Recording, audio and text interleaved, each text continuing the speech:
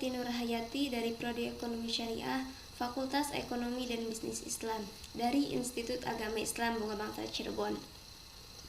Baik, kali ini saya akan sedikit sharing tentang akad mudharabah dalam perbankan syariah. Jadi, kata mudharabah itu berasal dari kata dob fi al-ard, yang artinya orang-orang yang berjalan di muka bumi itu untuk mencari karunia Allah. Mudharabah adalah suatu perjanjian untuk berpartisipasi dalam keuntungan dengan modal harta dari satu mitra dan modal keahlian dari mitra lainnya. Nah, menurut terminologi, mudharabah itu disebut juga dengan muqaradah atau qirad. Menurut Muhammad Syafi'i Antonio, mudharabah adalah akad kerjasama usaha antara dua pihak, di mana pihak pertama atau sohibul mal itu menyediakan seluruh modal, sedangkan pihak lainnya atau mudharib itu hanya menjadi pengelola. Nah, keuntungan usaha secara mudharabah itu dibagi menurut kesepakatan yang dituangkan dalam kontrak. Apabila mengalami kerugian, maka kerugian ditanggung oleh pemilik modal selama kerugian itu bukan akibat kelalaian pihak pengelola. Apabila kerugian itu sebagai akibat dari kecurangan atau kelalaian pengelola, maka pengelola itu harus bertanggung jawab atas kerugian tersebut. Dalam Undang-Undang Perbankan Syariah, pengertian akad mudharabah itu dijelaskan dalam penjelasan pasal 19 huruf B dan huruf C. Yang dimaksud dengan huruf B yaitu akad mudharabah dalam menghimpun dana adalah akad kerjasama antara pihak pertama atau malik, sohibul mal atau nasabah sebagai pemilik dana dan pihak kedua atau amil, mudharib atau bank syariah yang bertindak sebagai pengelola dana dengan membagi keuntungan usaha sesuai dengan kesepakatan yang dituangkan dalam akad. Terus yang dimaksud dengan huruf C yaitu akad mudharabah dalam pembiayaan adalah akad kerjasama suatu usaha antara pihak pertama atau malik, sohibul mal atau bank syariah yang menyediakan seluruh modal dan pihak kedua atau amil, mudharib atau nasabah yang bertindak selaku pengelola dana dengan membagi keuntungan sesuai dengan kesepakatan yang dituangkan dalam akad. Sedangkan kerugian ditanggung sepenuhnya oleh bank syariah, kecuali jika pihak kedua itu melakukan kesalahan yang disengaja, lalai atau menyalahi perjanjian. Nah, untuk landasan syariah dalam akad mudharabah itu diatur dalam yang pertama dalam Quran Surat Al-Muzammil ayat 20 yang artinya, dan dari orang-orang yang berjalan di muka bumi mencari sebagian karunia Allah Subhanahu wa taala. Yang kedua Quran Surat Al-Jumu'ah ayat 10 yang artinya, apabila telah ditunaikan sholat, maka bertebaranlah di muka bumi dan carilah karunia Allah Subhanahu wa taala. Yang ketiga, hadis dari Sholih bin Suhaib radhiyallahu an bahwa Rasulullah Shallallahu alaihi wasallam bersabda, 3 hal yang di dalamnya terdapat keberkahan, yaitu jual beli secara tangguh, muqaradah atau mudharabah, dan mencampurkan gandum dengan tepung untuk keperluan rumah, bukan untuk dijual. Nah, hadis yang diriwayatkan dari Ibnu Abbas bahwa Sayyidina Abbas bin Abdul Muthalib jika memberikan dana ke mitra usahanya secara mudharabah mensyaratkan agar dananya tidak dibawa mengarungi lautan, menuruni lembah yang berbahaya atau membeli ternak. Jika menyalahi peraturan tersebut, yang bersangkutan bertanggung jawab atas dana tersebut. Disampaikanlah syarat-syarat tersebut kepada Rasulullah SAW dan Rasulullah SAW pun membolehkannya. Hadis riwayat Tabrani. Nah, berkaitan dengan pembuatan akad tersebut, Hirsanuddin mengatakan bahwa penerapan prinsip-prinsip syariah dalam pembuatan akad di perbankan syariah ada, yaitu yang pertama subjek hukum atau para pihak yang membuat akad. Jadi para pihak itu harus cakap melakukan perbuatan hukum, artinya orang dewasa dan bukan berada di bawah pengampuan dan perwalian. Seorang yang belum dewasa atau berada di bawah perwalian di dalam membuat akad itu wajib diwakili oleh wakil atau pengampunya. Terus identitas para pihak dan kedudukannya itu masing-masing pihak dalam akad harus jelas, apakah bertindak untuk dirinya sendiri atau mewakili sebuah badan hukum.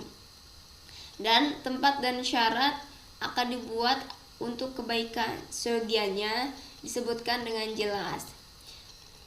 Untuk tujuan dan objek akadnya itu tujuannya harus dibuat akad disebut secara jelas. Misalnya jual beli, bagi hasil dan seterusnya yang telah dijelaskan oleh ajaran Islam. Terus objek akad tidak boleh yang dilarang oleh ketentuan hukum Islam atau urf, kebiasaan atau kepatuhan yang sejalan dengan ajaran Islam. Dengan kata lain, objek akad harus halal dan thayyib. Adanya kesepakatan dalam hal yang berkaitan itu yang pertama, untuk waktu akad, baik bermula atau berakhirnya akad, jangka waktu angsuran dan berakhirnya harus diketahui dan disepakati sejak awal akad oleh bank atau nasabah. Tidak boleh berubah di tengah atau di ujung kesepakatan pelaksanaan kecuali disepakati kedua belah pihak. Terus jumlah dana yang dibutuhkan, nisbah atau margin yang disepakati, biaya-biaya yang diperlukan, dan hal-hal emergensi yang memerlukan biaya-biaya lainnya. Terus mekanisme kerjanya itu harus disepakati sejauh mana kebolehan melakukan operasional pengawasan dan penilaian terhadap suatu usaha, khususnya pembiayaan mudharabah dan musyarakah. Terus jaminan, kedudukan jaminan, berapa besar jumlah dan kegunaan jaminan tersebut, serta hal-hal lain yang berkaitan dengannya. Terus cara penyelesaian disepakati, tahapan-tahapan apa yang harus dilalui jika terjadi perselisihan ketidaksesuaian para pihak, objek yang diperjanjikan. Terus harus dinyatakan dengan jelas pilihan hukum dalam akad tersebut. Dalam fatwa DSNN disebutkan bahwa dalam pembuatan akad syariah yang perlu diperhatikan yaitu yang pertama, hal yang diperjanjikan dan objek akad haruslah halal menurut syariat. Yang kedua, tidak terdapat ketidakjelasan atau gharar dalam rumusan akad maupun prestasi yang diperjanjikan. Terus yang ketiga, para pihak tidak menzolimi dan tidak dizolimi. Yang keempat, transaksi harus adil. Yang kelima, transaksi tidak mengandung unsur perjudian atau maisir. Yang keenam, terdapat prinsip kehati-hatian. Yang ketujuh, tidak membuat barang-barang yang tidak bermanfaat dalam Islam maupun barang najis. Nah, untuk rukun dan syarat yang harus dipenuhi dalam akad mudharabah sebagai syarat sahnya akad, menurut kompilasi hukum ekonomi syariah, rukun mudharabah itu yang pertama sohibul mal atau pemilik modal, yang kedua mudharib atau pelaku usaha, dan yang ketiga yaitu akad. Selain rukun dan syarat dalam kompilasi hukum ekonomi syariah itu ada beberapa hal yang harus dipenuhi, yaitu yang pertama, kesepakatan bidang usaha yang akan dilakukan dalam bersifat bebas atau mutlaqoh dan terbatas atau muqayyadah pada bidang usaha tertentu, tempat tertentu, dan waktu tertentu. Yang kedua, pihak pelaku usaha dalam mudharabah harus memiliki keterampilan yang diperlukan dalam usaha. Yang ketiga, modal harus berupa uang dan atau barang yang berharga. Modal harus diserahkan kepada pihak pelaku usaha dengan jumlah yang pasti. Yang keempat, pembagian keuntungan bagi keuntungan hasil usaha antara sohibul mal dengan mudharib dinyatakan secara jelas dan pasti. Yang kelima, akad mudharabah yang tidak memenuhi syarat sebagaimana diuraikan di atas itu adalah batal. Nah, untuk berakhirnya akad mudharabah itu dapat terjadi karena yang pertama, tidak terpenuhinya syarat syahnya.